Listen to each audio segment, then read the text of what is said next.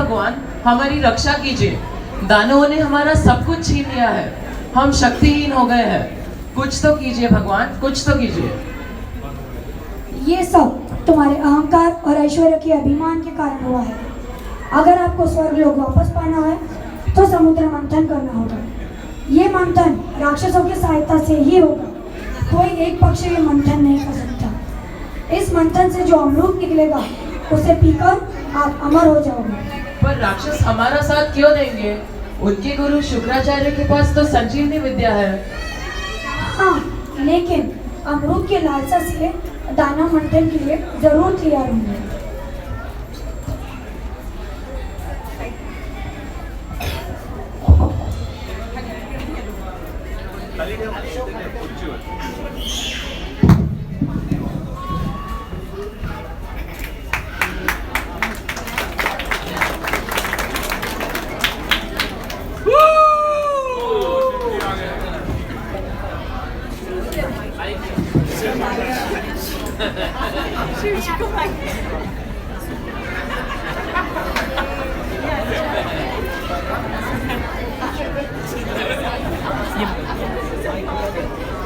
असुर मंथन के लिए तैयार तो हुए, लेकिन उनके मन में कुछ शंका थी, इसलिए वो भगवान शिव जी के पास आए।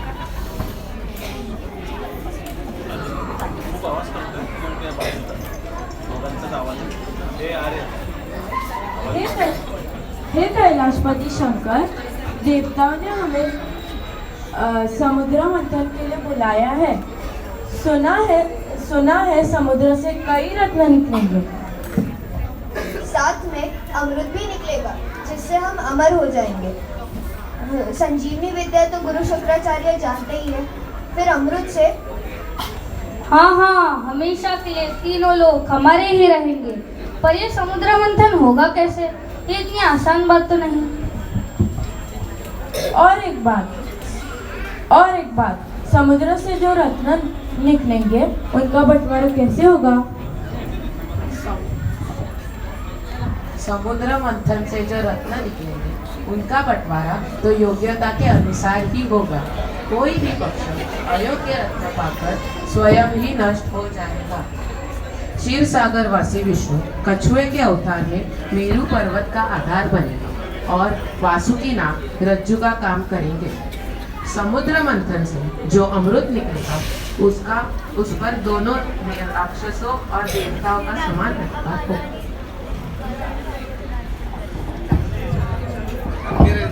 चलो रे चलो, आज हम वापस ही रहेंगे।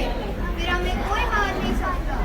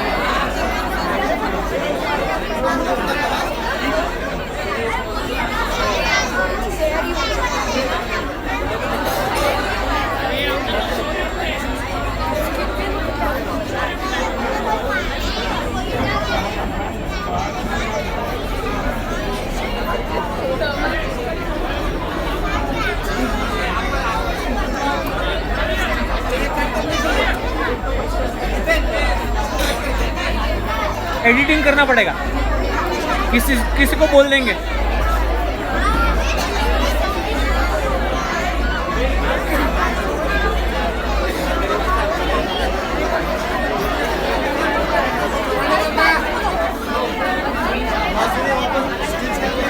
वो जॉइंट करना डिफिकल्ट जाता है, उसका कट करना इजी रहता है।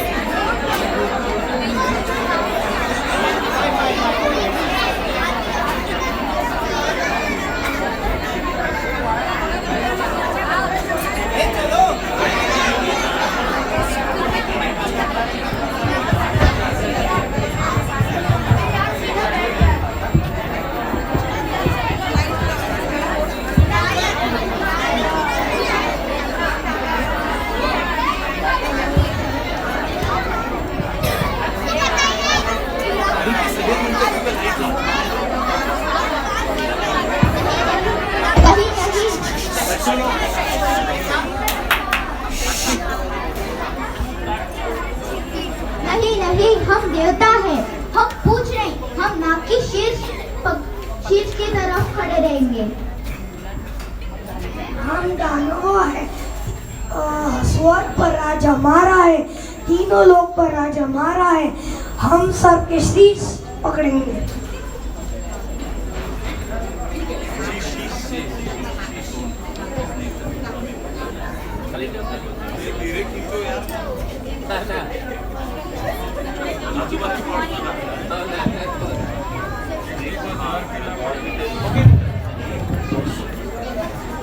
सॉरी। समुद्र मंथन से 14 रत्न निकले, एक एक करके। समुद्र मंथन से सबसे पहले निकला हलाहल।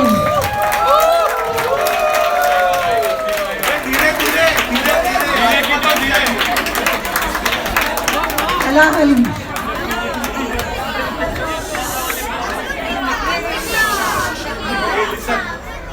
ये तो हलाहल विष है, इससे संपूर्ण सृष्टि नष्ट हो जाएगी, विनाश होगा। सृष्टि के रक्षण के लिए मुझे यह हलाल विष पीना ही होगा।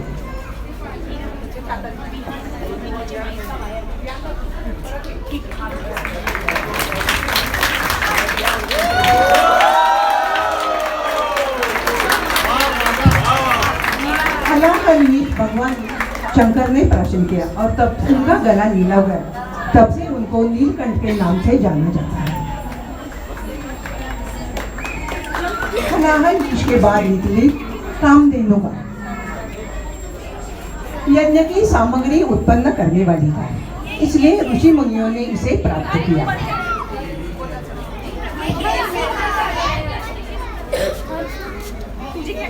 कामधेनु गाय, यज्ञ की सामग्री उत्पन्न करने वाली गाय, इसलिए ऋषि मुनियों ने इसे प्राप्त किया।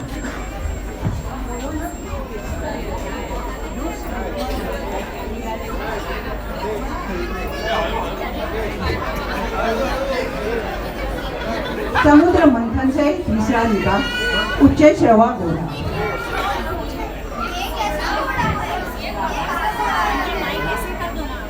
इंद्रदेव ने उसे अपने पास रखा। असुरों के राजा बलि ने उच्च श्रवा घोड़ा अपने पास ले लिया।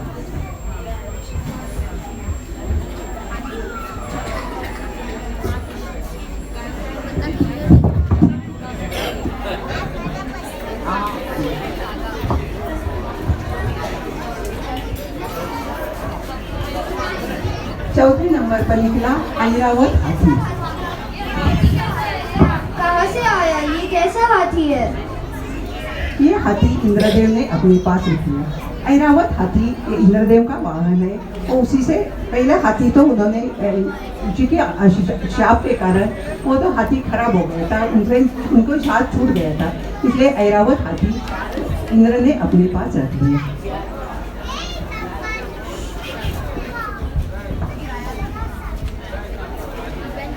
इसके बाद आया समुद्र मंथन से कौस्तुभ मणि। ये कैसी मणि है? ये तो हमें ही मिलनी चाहिए। ये तो हमें ही मिलना चाहिए। भगवान श्री विष्णु ने इस मणि को अपने हृदय पर धारण किया। समुद्र मंथन से जो भी रत्न निकलेंगे उसके लिए पहले ही भगवान श्री विष्णु ने बोल दिया था कि जो रत्न जिसके लायक है उसको ही मिलेगा। अगर कोई पक्ष उसको अगर उचित सम्मान नहीं कर सका तो वो पक्ष अपने आप ही नष्ट हो जाएगा। कल्पवृक्ष। ये कैसा पेड़ है? कल्पवृक्ष है सारी इच्छाएं पूरी करने वाला पेड़। सभी देवताओं ने उसे मिलकर स्वर्ग में स्थापित किया।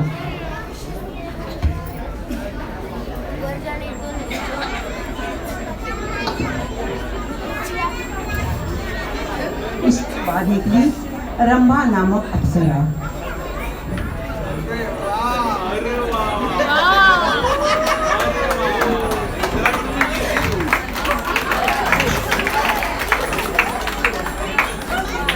देवता राक्षस सभी चाहते थे कि रंभा उनके पास चली जाए, लेकिन रंभा ने स्वर्ग को ले लिया और वो स्वर्ग में चली गई। देवता ये उनके तो साथ हमें स्वर्ग ही में चाहिए। चली गई।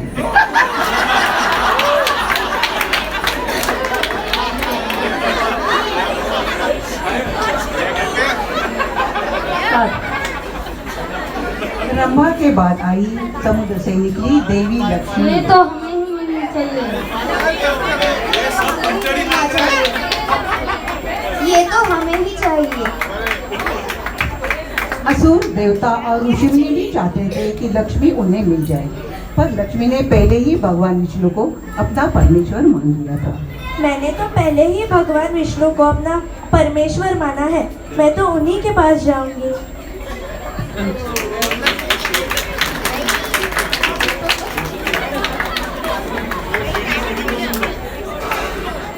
इसके बाद निकली वारुणी अर्थात मदिरा।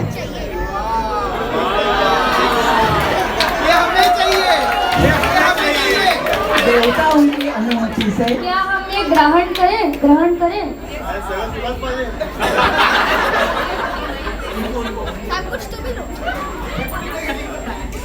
हाँ हाँ, क्यों नहीं। देवताओं की अनुमति से राक्षसों ने इसे पा लिया। इसके बाद निकला चंद्रमा।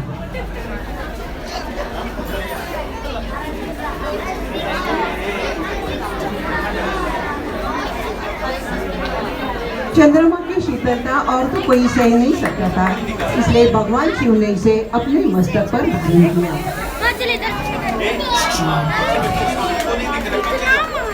चंद्रमा के बाद निकला पारिजात वृक्ष।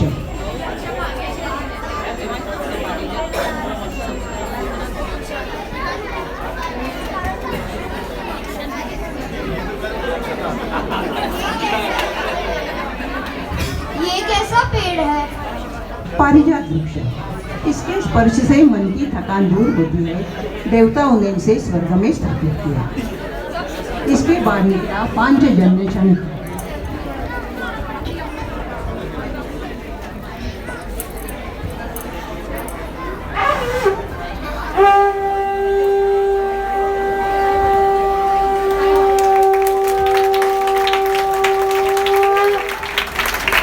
पांचजन्य शंख है विजय का प्रतीक। विष्णु ने इसे ग्रहण किया।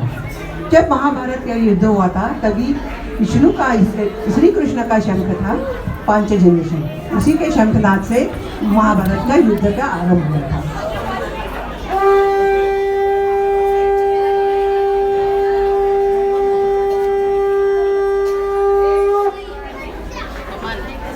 इसके बाद निकले भगवान धन्वंतरी।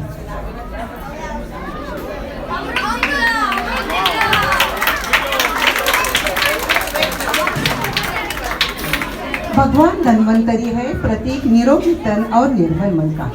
हाथ में अमृत कलश लेके भगवान धन्वंतरी प्रकट हो गए। अमृत कहाँ गया? अमृत कहाँ गया? कौन ले गया? कौन लेके गया?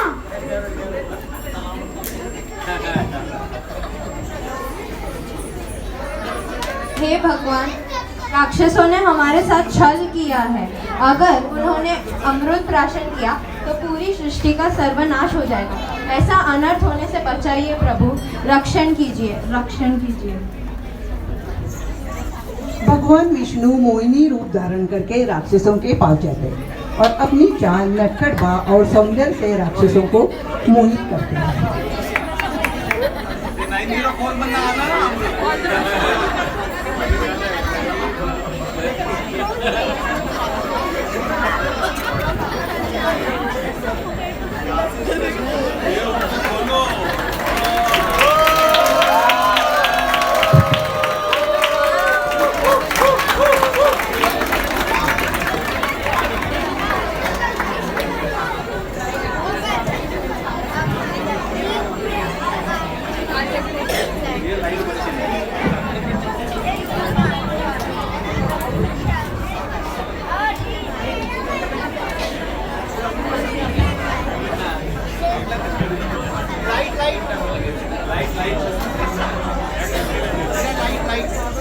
अति सुंदर, अति सुंदर। कौन है?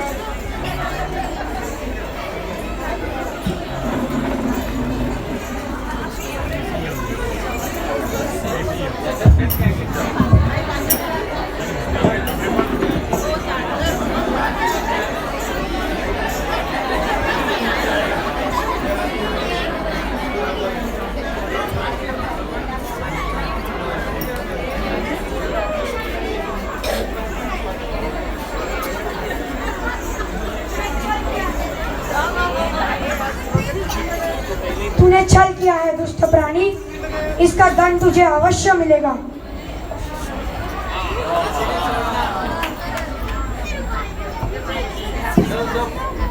इस तरह देवताओं ने अमृत प्राशन किया। देवताएं अमर हो गए और उनका ऐश्वर्य भी फिर से प्राप्त हुआ।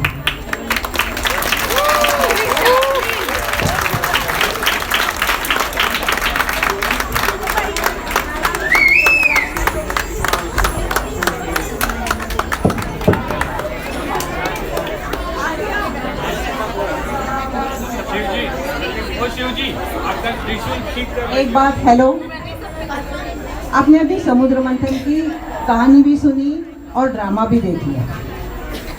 ये ड्रामा देख के आपको क्या सीख मिलती है? क्या आप बस आए, ड्रामा देखा और चले गए घर पे? आप क्या सीख मिली थी? कोई बोलेगा? बोल। अच्छा, आपको क्या सीख मिली है ड्रामे से? हाँ,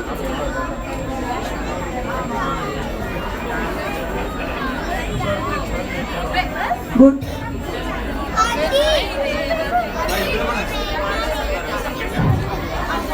बोल।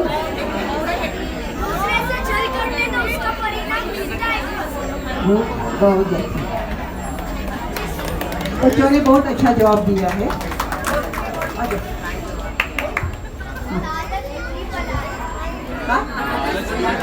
लालच भी कभी मैं आपको बोलती हूँ, कभी अहंकार नहीं करना चाहिए। भगवान इंद्रदेव के अहंकार के कारण ही उनका साम्राज्य चला गया, ऐश्वर्य चला गया, और किसी को अपमानित भी नहीं करना चाहिए। अगर भगवान विष्णु दूरस ऋषि को अपमानित न करते तो शायद उन्हें शाप भी नहीं मिलता। और एक बात, अगर हमें ये बहुत अत्यावश्यक है, अगर कोई हमें उपहार दे तो उस उपहार का मूल्य नहीं देखना चाहिए, उसके पीछे की उसकी भावना देखनी चाहिए। ये बहुत जरूरी है।